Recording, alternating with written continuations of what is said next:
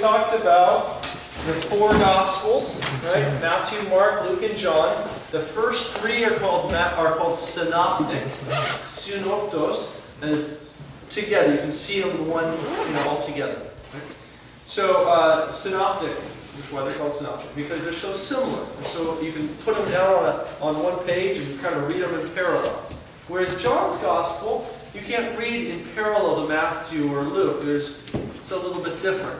And the reason is because John's Gospel, let me ask you first of all, how many years was Jesus' earthly ministry? 30. 3 years. We know that from John's Gospel, that it was at least 3 years. Why? Because there are 3 Passovers mentioned in John's Gospel. Right? The Passover was at hand, it says in chapter 2. Right? The Passover, it mentions it right after the wedding of Cana story in chapter 2. Then it mentions in chapter 6, the Bread of Life discourse that happens in the context of the next Passover. And then the Passover, of course, that we're all familiar with, which was the last Passover, when Jesus died and rose from the dead. That Passover, that third Passover, is the only Passover mentioned in Matthew, Mark, and Luke. And in fact, they only mention one trip to Jerusalem. Right? Jesus, if you read Matthew's Gospel, Jesus is in Galilee. And then he goes to Jerusalem at the end. John's Gospel tells us about 3 Passovers and about multiple trips to Jerusalem. Now, are they inconsistent? No. John's Gospel is giving you a lot of details that John felt were important for you to know. Whereas Matthew, Mark, and Luke are telling a very simple version of the story of Jesus, and they're focusing in on the most essential details. The other Passovers, they're not so relevant. The last Passover, the one where Jesus died and rose from the dead, that's the one that is obviously the most important. But John, writing very late, sometime in the 90s, long after the Synoptic Gospel had been written, saw some relevance in the earlier Passovers and the relationship of what Jesus had done every year at Passover in preparation for that great Passover. So you can't call John a synoptic gospel, because if you try to put it next to the other gospels, it doesn't line up exactly because of this different chronology in a certain sense. Okay? But there's no inconsistency between the gospels in the sense of historical accuracy or something like that. You think of, for example, someone a car crash out here on Foothill, right? Yeah, 2 cars collide. One is a Porsche, and the other one is a Ferrari Testarossa. Okay? And he asked some high school kid what happened.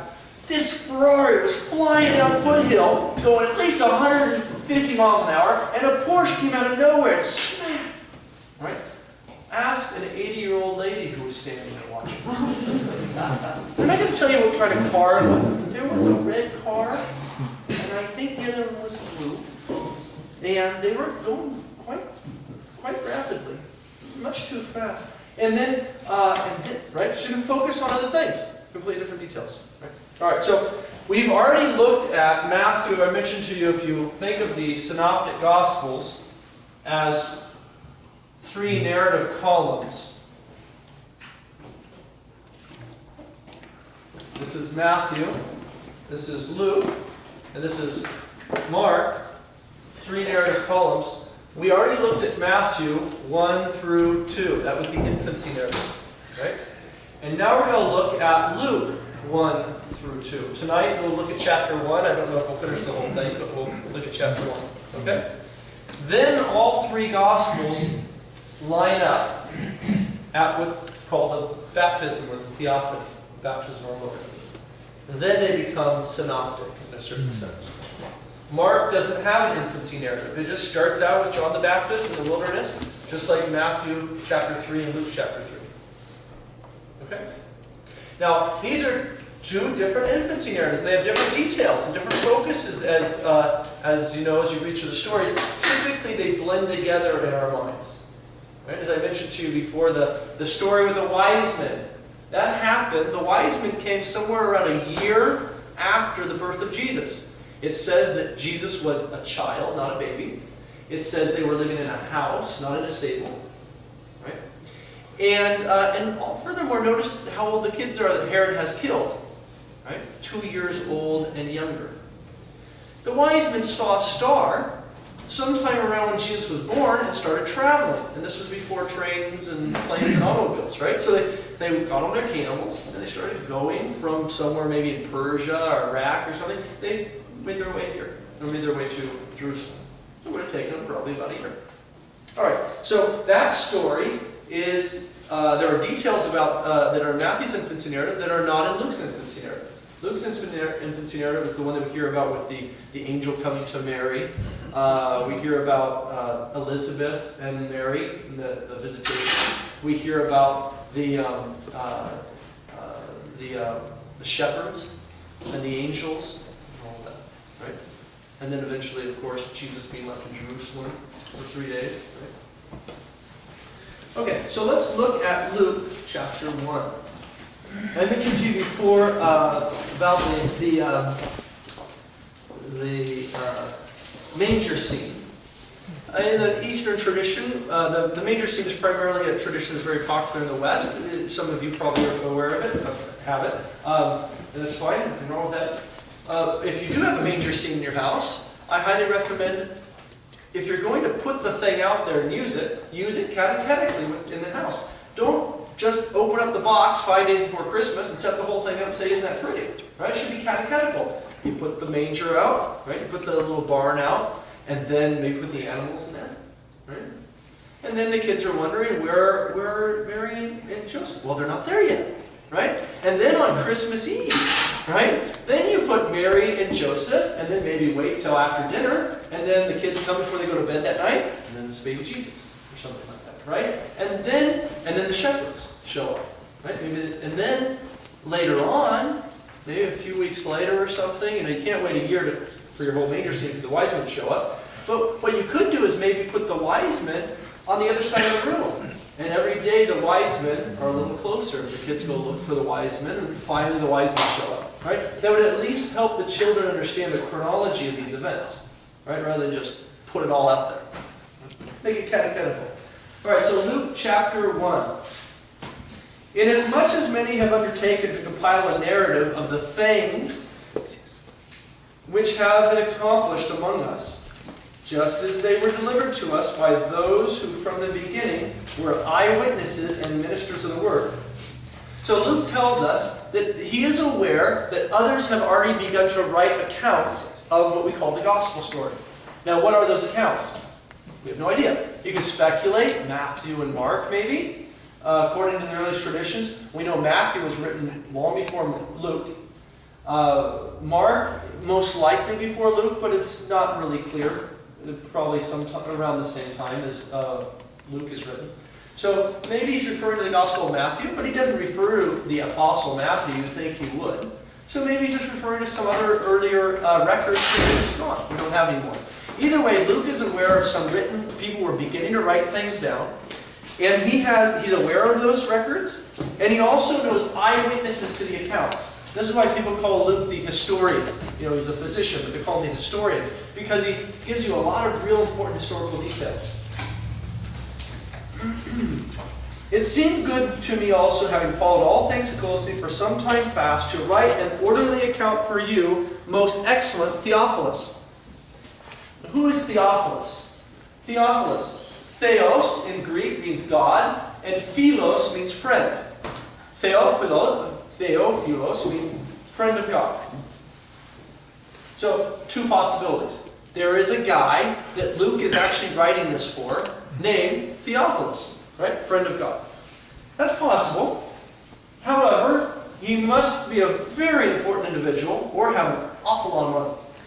Because Luke has devoted all of this time and energy to writing this gospel to this one guy. And Acts of the Apostles, as you read it, is also devoted to Theophilus. So, another theory that probably makes more sense is that Theophilus, while it may sound like a name to us, God lover, friend of God, is just a term of endearment for his audience, his readership. Like someone might get up on the podium and say, dearly beloved, or my brethren in Christ. Something like that. Or friends of Jesus. Let me tell you a story. It's the same thing. So, and there are actually some patristic references where they'll use that language in that same way. And so I think that makes more sense. But We don't know. Verse 5, in the days of Herod, king of Judea, there was a priest named Zechariah of the division of Abijah. So Zechariah of the division of Abijah. So he's a priest. He's of the line of Aaron, right? He's not only of the tribe of Levi, but he's of the line of Aaron, the priestly line, right? Aaron was from the tribe of Levi. And he's of the division of Abijah. What does that mean, the division of Abijah? Abijah was a man, and he had a family. During the time of David, by the time of David, the priesthood was so large, there were so many of them, right? Back in the time of Moses, right? It was like 1500 BC. You had Aaron and his sons. But by the time you get to David, 500 years later, right? You've got, who knows how many of these guys from the line of Aaron. So, hundreds and hundreds of them. So, they can't all serve in the temple at the same time. There's not enough room for them. And so what David does in 1 Chronicles chapter 24, and this is in your notes, in 1 Chronicles chapter 24, David divides the family of Aaron into 24 divisions. Easy to remember. 1 Chronicles 24, 24 divisions. So 24 divisions David does, right? He divides it. And that's one of those divisions, the 8th division, is the division of Abijah. So Zechariah is of the line of Aaron, but of a particular family, descendancy of the family of Aaron, and that's the family of Abijah. Okay? And this is all in your notes, like I mentioned before. And he had a wife of the daughters of Aaron, and her name was Elishama. Elishama. So, why does he tell you the names? When you get names in the Bible, names mean something, by the way, in most cultures. In America, names don't mean anything. What's your name? Bob. What's that mean? I don't know. What's your name? Fred. What's that? I don't know what it means. So, names mean something, especially in these ancient cultures. These are actual names. They're words, either a verb or a noun or a combination of a verb or a noun.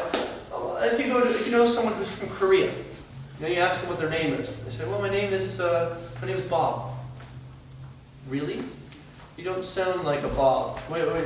Oh, what's your name in Korean? And they give you some long name. You say, "What does that mean?" They say, "Oh, it means the golden bird who flies through the clouds and lands on the green tree." Oh, that's beautiful, right? So in Hebrew, in the first century, in Aramaic, their names actually meant something. And so this is the case. So they aren't just names to us, but they were names to Luke's readership. They were not just names, they actually meant something. So Zechariah, Zachar in Hebrew means he remembers or remembered. And Yah, whenever you see a name in Hebrew or a name like that, think of all the names from the Old Testament. A lot of the names you know end in Yah, right? Jeremiah, right? Jeremiah. Isaiah, right? Zechariah. What is that? Well, these are actually words. And in this case, Zachar means he remembers. Okay? And the Yah ending is the first part of the name Yahweh from the Tetragrammaton. Okay? For the divine name, right? So, this is Yahweh remembered, or remembers, depending on how you want to translate the verb. Some of you are familiar with some of the older versions of these names, right? Jeremiah, Isaiah, Zechariah. Why is that S there? Because the Hebrew is translated into Greek in what's called the Septuagint. The Septuagint is a translation from the Hebrew into Greek about 200 years before Jesus. A lot of the Jews weren't speaking Hebrew anymore, and especially in the diaspora, and so they needed a translation in the language of the people. So they translated from Hebrew into Greek for the Greek-speaking synagogues, and that's called the Septuagint. Okay? And in the Septuagint, they translated the Hebrew into Greek, but names, rather than translate names, which are often not translated, they're usually transliterated, right, as we have in English. These are transliterations. They had to make them masculine. You can't call a guy Jeremiah in Greek. That's a girl's name. The ah ending is a feminine ending in Greek. So you have to say Jeremias, Isaias, Zecharias. And so in the older English translations, they just continued with that Greek tradition. But in a lot of modern English translations, they'll just go back to the Hebrew way of writing. Okay? This is, by the way, Yeshua, Joshua. It has an S on the end. Jesus, Jesus. It has an S on the end for that very same reason. And some of you, for apologetics reasons, know the argument about Kepha and Kephas, or Petros and Petra, and that kind of stuff. All right. Now. So Zechariah, God remembers. What does God remember? Think back into Genesis. And God remembered. That's right, the promises, right? God always remembers His promises, and He forms those promises in the form of a covenant, right? The first time you hear God remembered is in regard to Noah, and God remembered Noah in the ark, right? What does it mean? That God forgot him, right? The flood was going on, the rain was pouring, and he's shooting lightning bolts, and then Michael says to Raphael, "Hey, Raph, look down there. There's a boat down there. You know there's a boat down there?" I almost forgot. No, when God remembers, that doesn't mean He forgot and then remembered. It means He always remembers. Okay? In the Bible, God remembers, as Father said, the promises He's made. And those promises are always in the form of covenant. So, God remembered the covenant He had made with Noah. If you read in chapter 7 of Genesis, it says that God would make a covenant with Noah. He would keep him alive. And so God remembered the covenant. Then God made a covenant with Abraham. And then He said that His people would be in a foreign land for 400 years, but then God would bring them forth. And so the next time you hear that is in Exodus chapter 3, and God remembered, and He knew. So those are all references to covenant. So Zechariah, it doesn't just mean just God remembers, but God remembers, that is His covenants. What covenant? The covenant that everyone is thinking at this point that He has forgotten. We are 500 years approximately since the destruction of the temple. There has not been a king sitting on the throne in Jerusalem of the line of David, though God had promised there would always be one, for 500 years. So, where is the covenantal faithfulness of God? In 2 Samuel 7, God had promised, remember we looked at this before, that there would always be a descendant of David on the throne ruling over Jerusalem. Well, since the Babylonians had conquered Jerusalem, there had not been one. In fact, the last reigning king was Zechariah. Not this one, different Zechariah. So, what has God remembered? Where is His covenantal faithfulness? Well, Luke is going to show you right now. And Luke tells you He's married to a woman named Elishama. Elishama, God of oath. What oaths? Well, the covenants He's made. Right? So both of these names Luke sees as relevant. He could just tell you there was a man, whether he had a wife, but he tells you both of their names for a reason, because it focuses your attention in on the fulfillment you're about to see. And they were both righteous before God, walking in all of His commandments and ordinances of the Lord, blameless. No way. How could you be blameless before God? That's impossible. St. Paul said, as a Pharisee, according to the law, blameless. Right? He kept the law perfectly. He was a Pharisee. Pharisees took an oath. Not to be a hypocrite, but they took an oath to keep the law perfectly. They never would break it. It's not that complicated. It's 365 laws. You just make sure you don't kill somebody. You make sure you give your tithes. You make sure you do this. You make sure you do that. So they kept their law. These two individuals were, according to the ordinances, the laws of God, blameless. Why does He tell you that information? They are absolutely blameless. They keep the law perfectly. Because in Deuteronomy, chapter 28, God had promised that if you don't keep my commandments, then you will be infertile. Your wives will be infertile. Your fields will be infertile. Your flocks will be infertile. Your land will be infertile until you are decimated from this land that I put you on, and I will remove you from it. But if you keep my ordinances and commandments, then your wives will be fertile. your flocks will be fertile, your land will be fertile. So it was very logical. If someone did not have a child, if you had a barren situation, it was very logical for someone in this period to conclude that, well, maybe they had done something wrong. What is it you've done? But as you look throughout salvation history, there are a number of barren incidences where someone has done nothing wrong. And why is that the case? Because God is allowing them to see, people know the barrenness, and now a miracle is going to take place, and it focuses in on that individual, of course. All right, so here the same situation. They were blameless, but they had no child. So he has to tell you that up front, lest you conclude as you're reading, what have they done? And both were advanced in years, very old, and having not had a child. Now, while he was serving as priest before God, when his division was on duty, according to the custom of priesthood, it fell to him by lot to enter the temple of the Lord and burn incense. According to Edersheim, we don't have all this down perfectly, but Edersheim made some calculations. Edersheim was a Jew who became a Christian. 40s, I think? 1940s or something? I can't remember.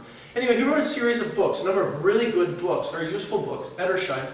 One of the books he wrote was on the temple, and he would read the rabbinic literature. He knew the rabbinic literature well as a Jew, and he read the New Testament as a Christian now in light of that rabbinic literature and the information he knew about the Jews from the first century. And he calculated, he might be slightly off, but very likely, I've never heard the calculation challenged, that that a priest would come to serve in the temple 2 weeks out of the year, based upon how the population of Jerusalem and the population of the number of Levites, the population of the family of Aaron, therefore the size of the family division of Abijah, of approximately, you could guess, that they would have been on service about 2 weeks out of the year. And then they go home. He further calculated that based upon that size of the division, that the falling of the lot to a priest would have only happened approximately once in their lifetime, to burn incense. You think, burn incense? What's the big deal? I mean, that's what the subdeacon does, right? The altar boys do the incense. Well, the incense was a very special job in the temple. Why is that? Do you remember the structure of the temple? You might think, what's the most exciting job to do if you were a priest in the first century? Well, offering a lamb on the altar or something. No, that was second class. Here's why. The temple, as you remember, was structured. It's not very well structured. The temple. Get this straight here. The temple, the building itself had two parts. There was the Holy of Holies. And in the Holy of Holies, what was there? Originally, at least. The showbread. The ark. Only the ark, right? Only the ark was in the Holy of Holies. Okay? This was the same as Moses' sanctuary in Exodus chapter 25. In Exodus chapter 25, you see the same divisions of this building. Then it was a tent. Solomon built it for permanence with large limestone. But the basic architecture is the same. The Holy of Holies only housed the ark. Solomon, when he built it, remember Moses had put 2 cherubim on top for the glory cloud of God to rest upon in Exodus 25. Solomon built 2 huge 15-foot statues of angels, cherubim, to replica those little ones that were on top of the ark. But that's the Holy of Holies.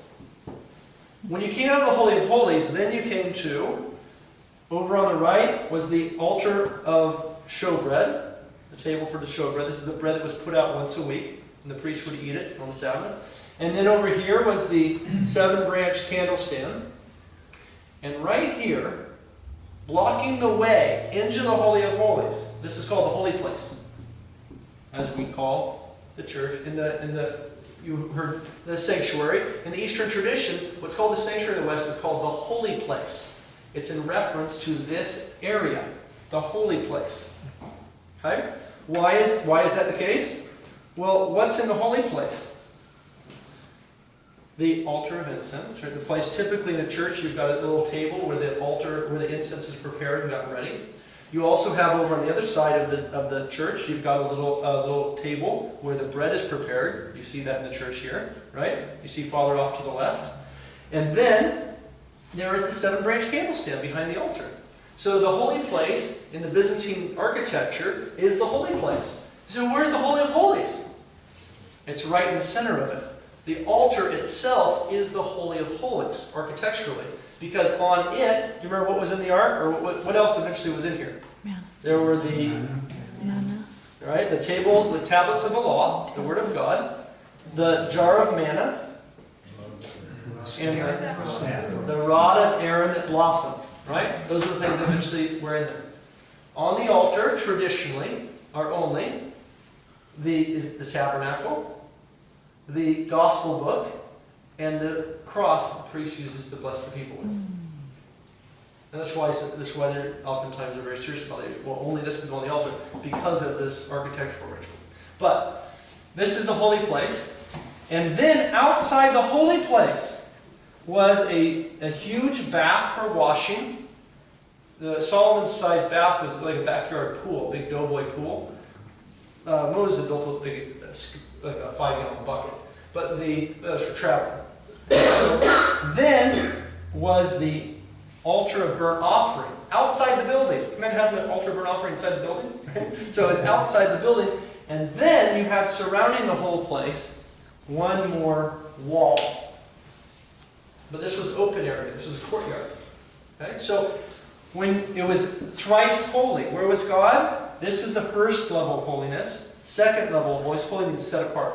And third level of holiness was where the ark was kept and where God's dwelling was. So to offer a burnt offering, to offer a lamb, it was bloody, it was messy. Anyone here ever slaughtered a lamb?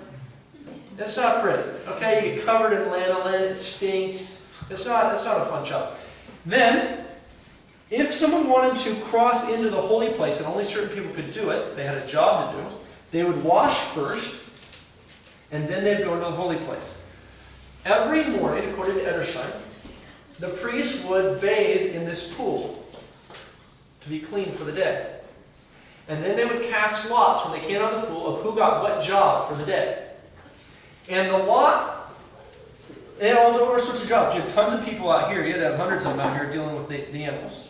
And then you had to have one person who offered incense in the morning and one person who offered incense in the evening. Right? This goes back all the way to Exodus 28 and 29. The morning and evening offering, which is where we get our tradition of orthros, or matins, and vespers. And that's why the offering of incense is the central event in the morning prayer and evening prayer. If you've ever been to Vespers or Matins or Orthros service, you know that when the deacon comes out with the incense, that's the climax of that liturgy. That's because that is the most ancient liturgy that goes all the way back to the time of Moses. Exodus 28. Exodus 28 and 29.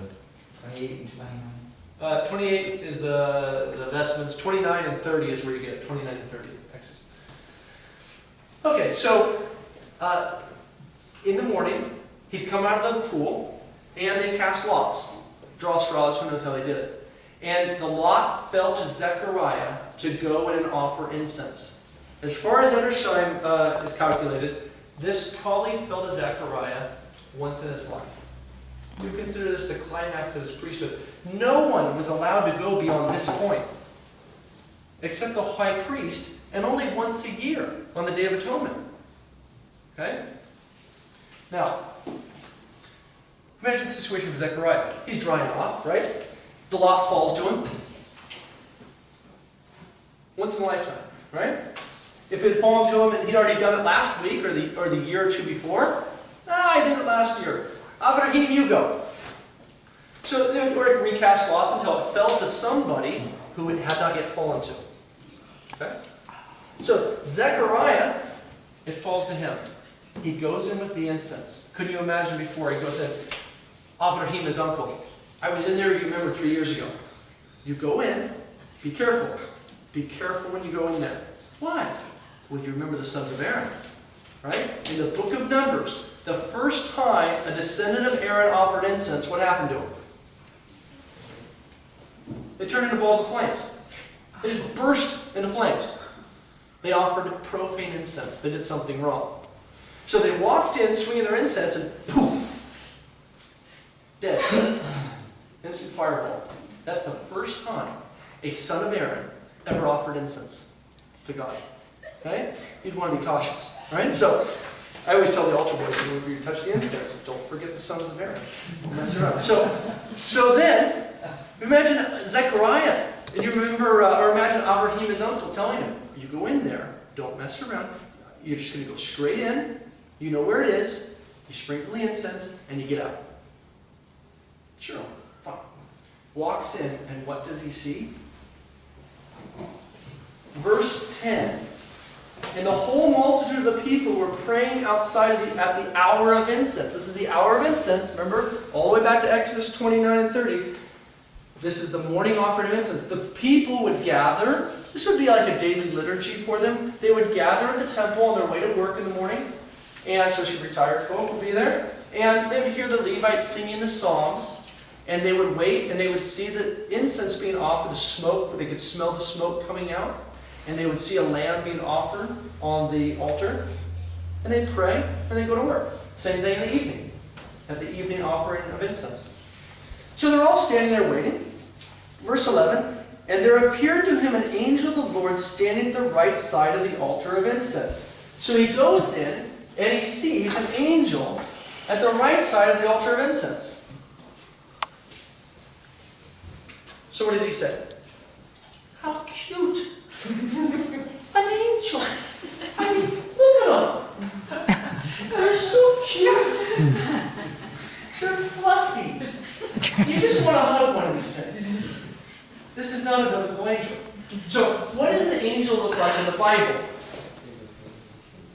When angels appear in the Bible, people usually die. Right? Sometimes whole armies. One angel appeared and the entire Assyrian army was wiped out. Okay? You don't mess with these guys. When an angel shows up in the Bible, you'll always hear, and fear fell upon the individual. And the angel says, don't worry, steady, don't run. So he goes back and gets it, settle down. I'm not going to kill you. I have a message from God. Yes, just relax. So that's what they have to convince the individual that the person's not going to die. And sometimes the person says, I'm about to die, I'm going to die. And God says to him, you're not dead, just relax. Right? You know the stories from the Old Testament. Okay? Again, they have a reason to be afraid. They're frightening. They're glorious to see, to behold. But where do we get the idea of cute little chubby things?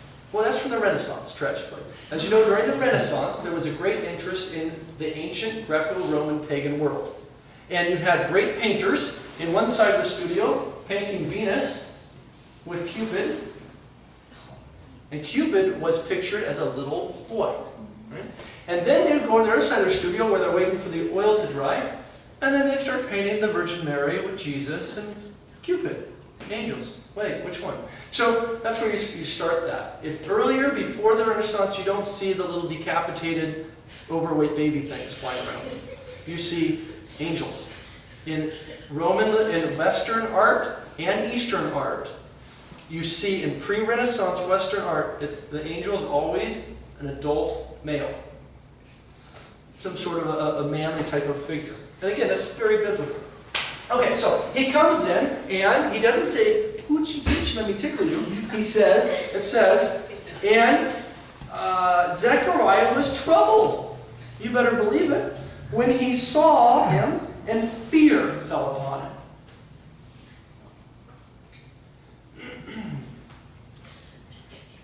But the angel said to him, do not be afraid.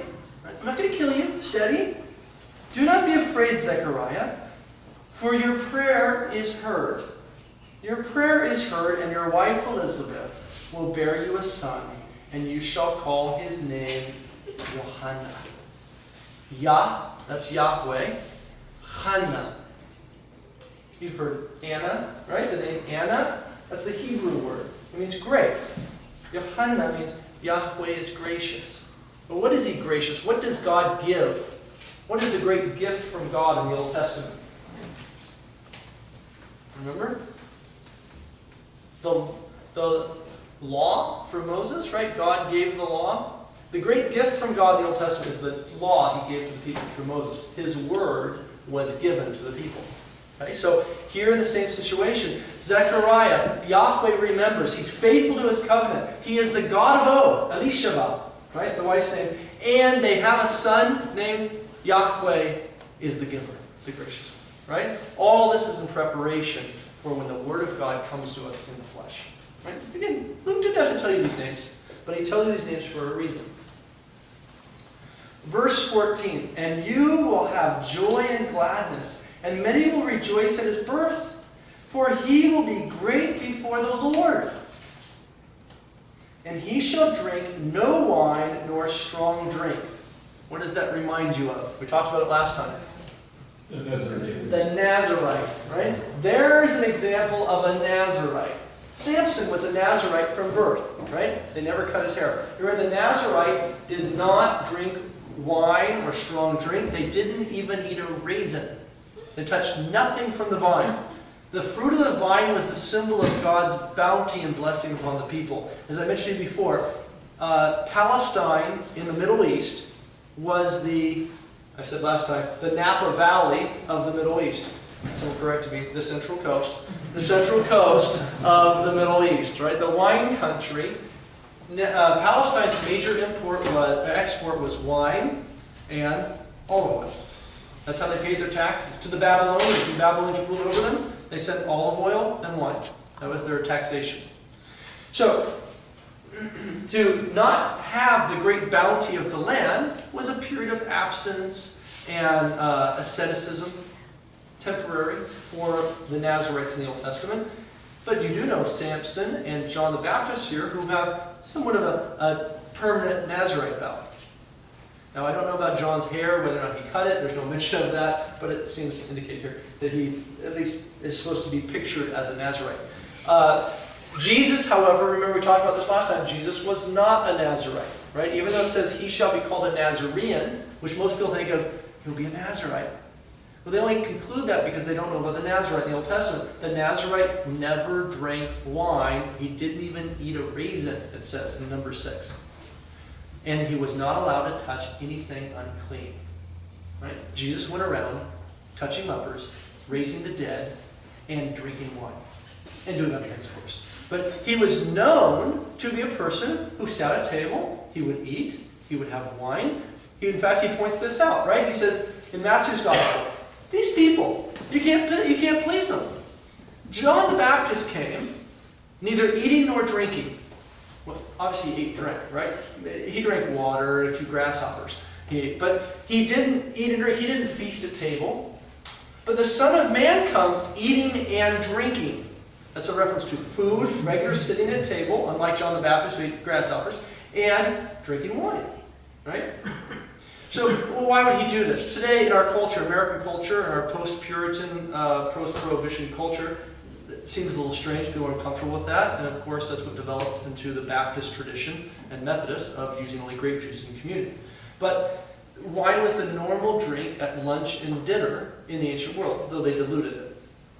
So, John the Baptist will come, neither eating nor drinking, as we know.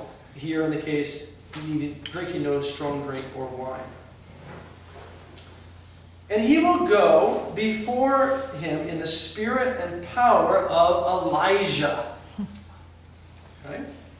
To turn the hearts of the fathers to the children, the disobedient to the wisdom of the just, to make ready for the Lord a people prepared. Why Elijah? Why is that important that he would come? Why not Isaiah? Why not Ezekiel? Why does he come in the spirit of Elijah?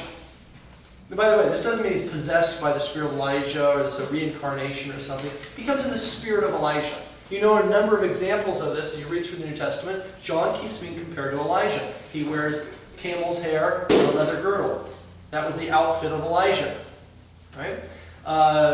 There's a number of other examples of why he's similar to Elijah. But why is Elijah significant here? You get a double portion. You ask for greater than. Elisha asked for a double portion to be the inheritor of Elijah's ministry. That's true. And many have noted a parallel between Elijah and John the Baptist and Elisha and Jesus. For example, where does Elijah hand over the job to Elisha? Where does that happen? At the Jordan. Right? What happens to Elijah? He just disappears, takes off. Right? What happens to John the Baptist? He hands over the ministry to Jesus at the Jordan River, and then shortly after that is in prison, and then dies. And Jesus is seen as a new John the Baptist. Right? Who do men say the Son of Man is? John the Baptist. Right? So, absolutely. But why Elijah in particular? Why is Elijah important? Hold your hand there and flip back to the prophet Malachi. Flip back to the prophet Malachi for a second. Malachi, depending on what Bible you have, is usually the last book before the Gospel of Matthew. If it's not there, if you have usually Malachi and 1st and 2nd Maccabees. So it's either 1st and 2nd Maccabees. If you have 1st and 2nd Maccabees, go before 1st and 2nd Maccabees, you'll find Malachi. What was the verse again? Malachi chapter 3.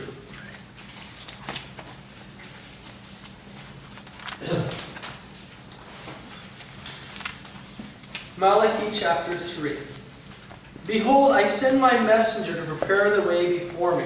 What's going on here in the context? Malachi is one of the last prophets of the Old Testament.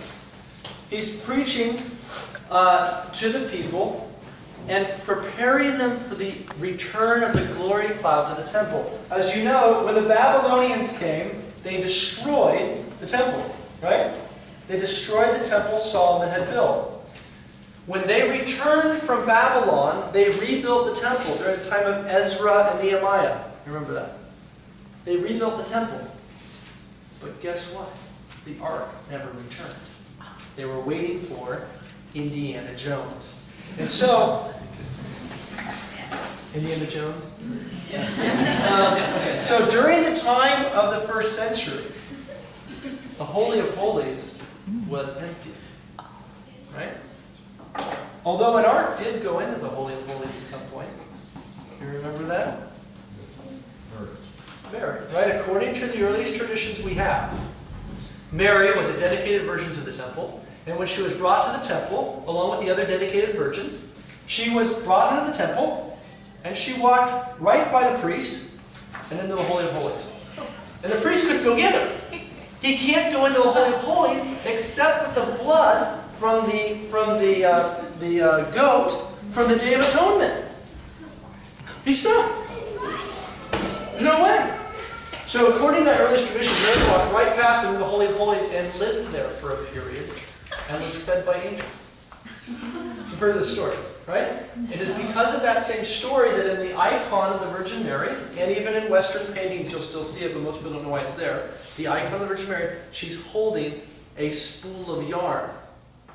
Because that's what the virgins were employed doing. They would weave things for the temple and work on things. And so when she sees the angel, they're usually in the same story, they put her in her hand a spool of yarn. I mean, she was a dedicated virgin to the temple. Okay, so then, but aside from that issue, the Holy of Holies was actually an empty room during the time of Jesus.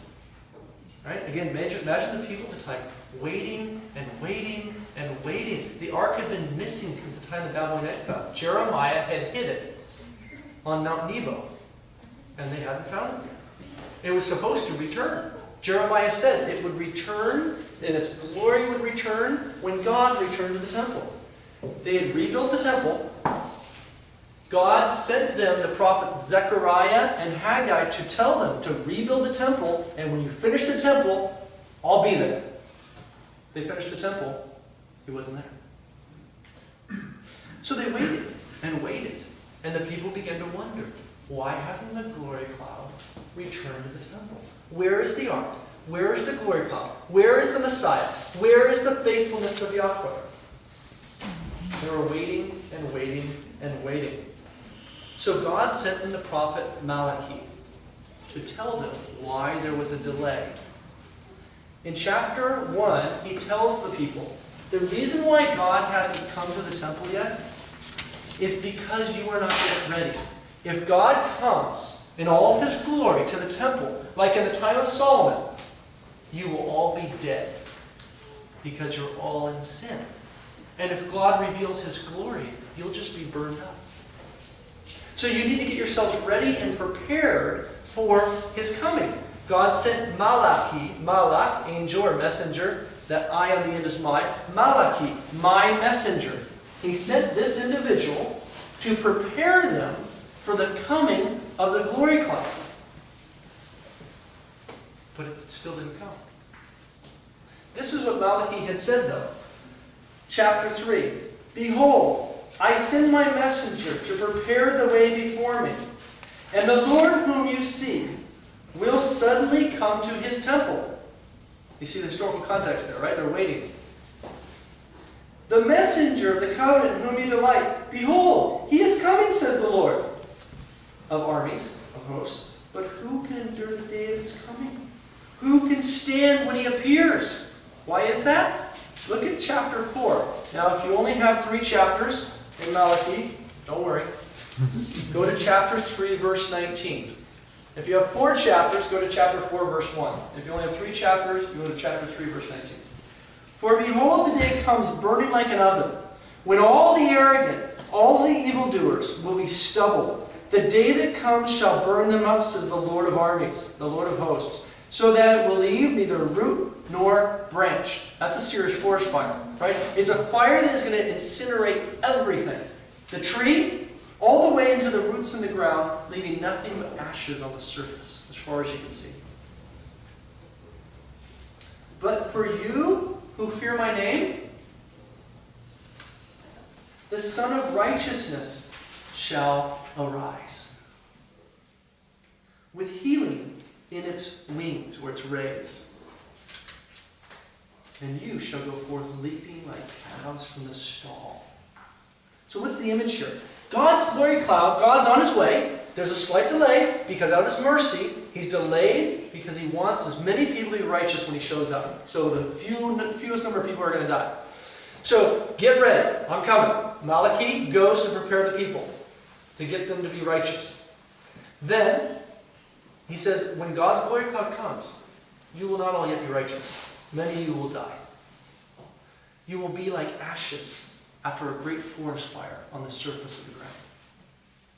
But the righteous who fear the name of the Lord shall be like calves leaping from the stall. Have you ever seen a calf leap? They're very cute. There's like puppies playing on the field. In the springtime, you see them out there. They're little calf, the big animal, right? But you'll see them frolicking and playing like puppies, like kittens, right? Very cute. They come out of the stall. Where does the calf stay at night? To protect them. In the stall, in the barn, right? So the image here is that the righteous have been saved in a barn at night when the forest fire came. They're put in the barn, and the forest fire came through and burned everything up.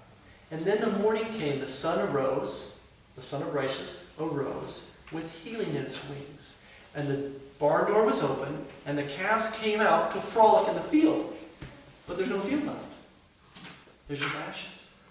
And so it says, you who fear my name, the Son of Righteousness shall arise with healing in his wings, and you shall go forth leaping like calves from the stall, and you shall tread down the wicked. Why?